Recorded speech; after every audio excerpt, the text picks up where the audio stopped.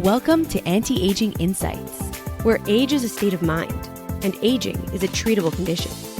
And now, here is your host, Dr. Teri Fisher. Hello and welcome to this week's episode of the Anti-Aging Insights podcast. As always, great to have you along. I've got a really fun topic to talk about, and it's all about what happens to the fat in our face as we age, and what can we do to combat the fat that is decreasing in our faces. We're going to get into all of that. This is one part of the body where we want to keep fat. We want our fat to be there as long as possible, because ultimately it is the change in the fat and the decline in the fat in our faces that contributes to some of the aging that we see in our faces. And so let's talk a little bit about first what facial fat pads are.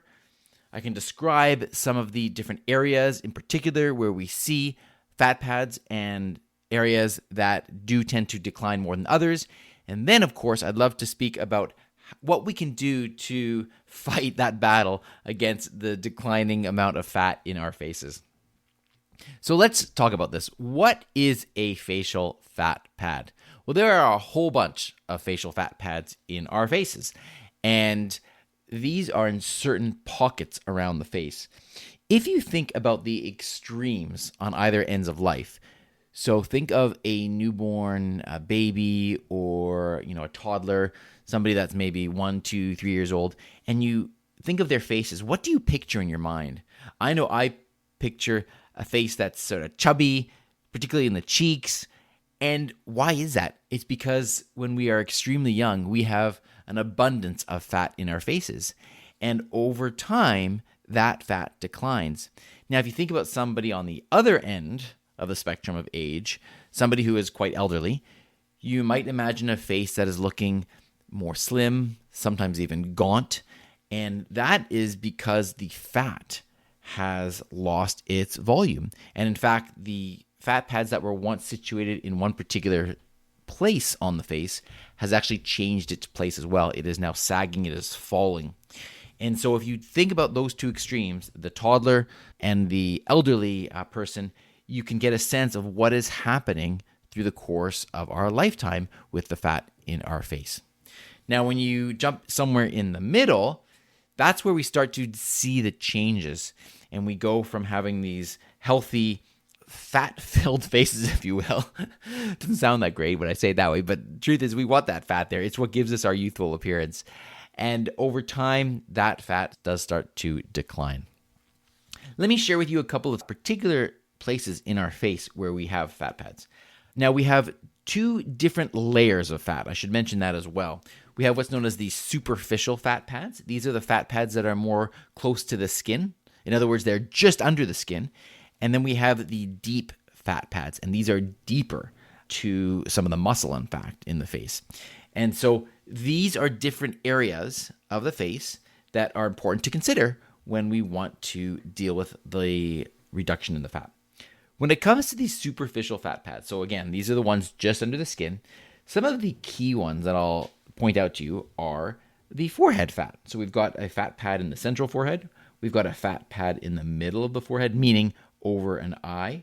And we've also got a lateral temporal cheek fat pad, which is a fat pad that runs down the side of the face from the temple all the way down to the angle of your jaw along the side of your face.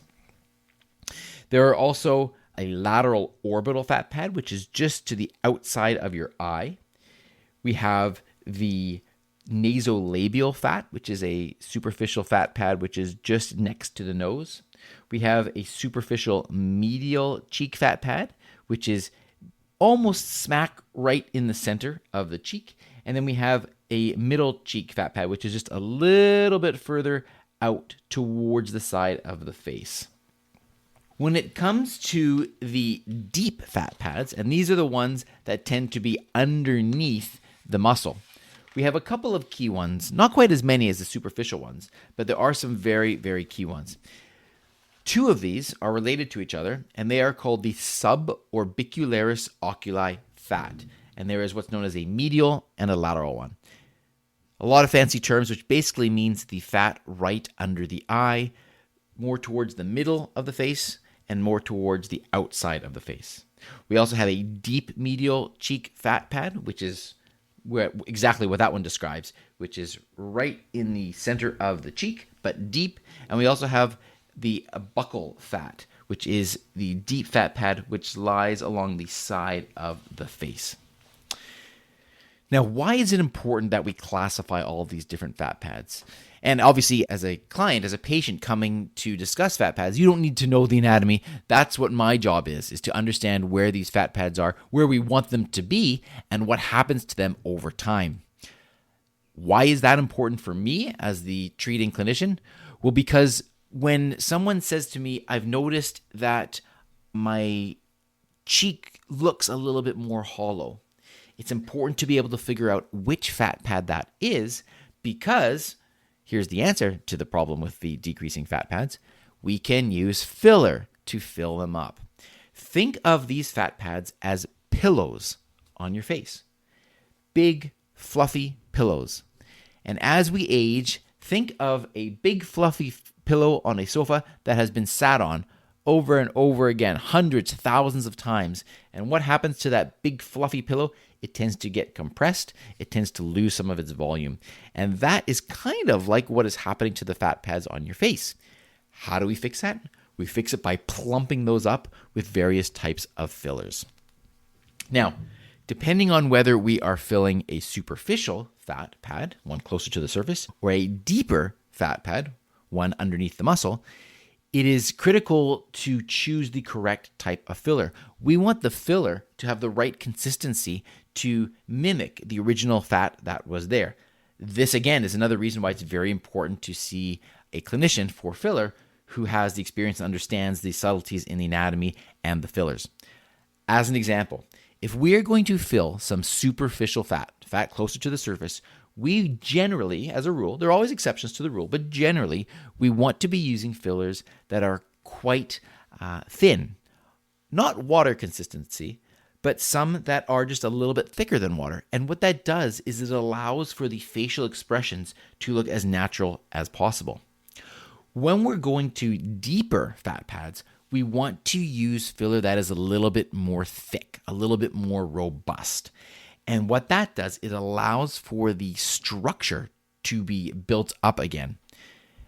And that can bring out some more of that projection of the fat pad.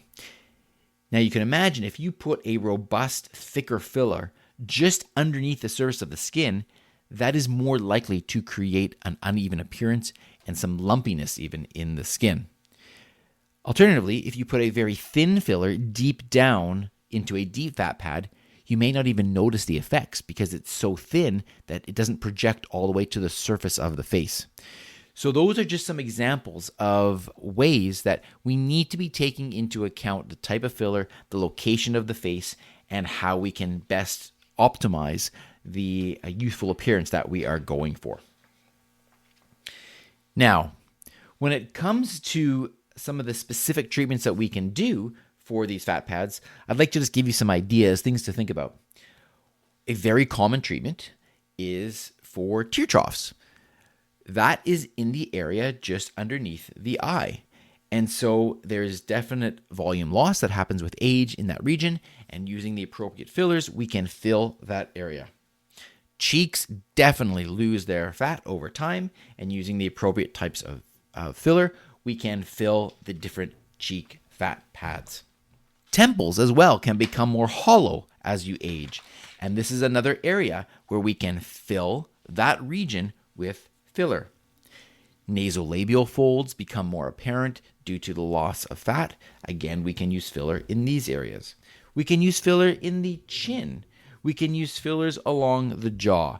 There are lots of different places that we can use fillers. Another very, very popular treatment is dealing with the jowls that can start to happen as the skin starts to sag midway between the chin and the angle of the jaw. And what we can do is we can use fillers around the jowls, not in the jowls. We don't want to exacerbate that jowling, but we can use filler around the jowls, and that can create the illusion of smoothing out the jaw. So there you have it. I hope that gives you a little bit of an idea of why the fat pads are so critical when it comes to aesthetics and why they are so critical when it comes to understanding filler and how filler can be used to help you feel your best and to help you sculpt that confidence so that you possess that confidence in your everyday interactions with others. Always keep in mind that my priority is your safety, number one. These fillers generally are extremely safe procedures. There are some mild risks, as with every procedure, and this is something that I put a lot of importance on, and I always have a lengthy discussion with you about risks and how we can minimize any of those risks.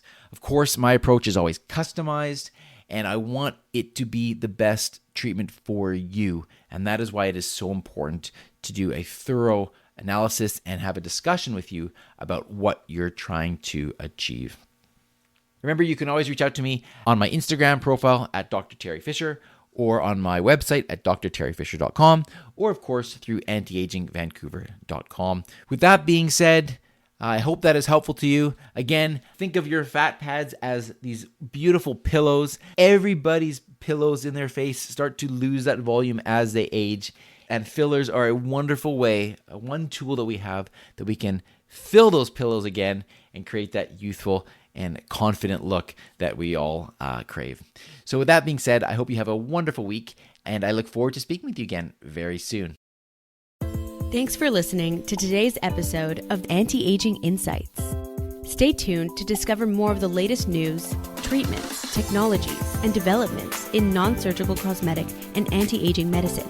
For more inspiration, to access the show notes, or to book an appointment with Dr. Fisher, Dr. Frame, or any of the other anti-aging professionals, please visit our website at antiagingvancouver.com. Until next time, stay inspired and live life well.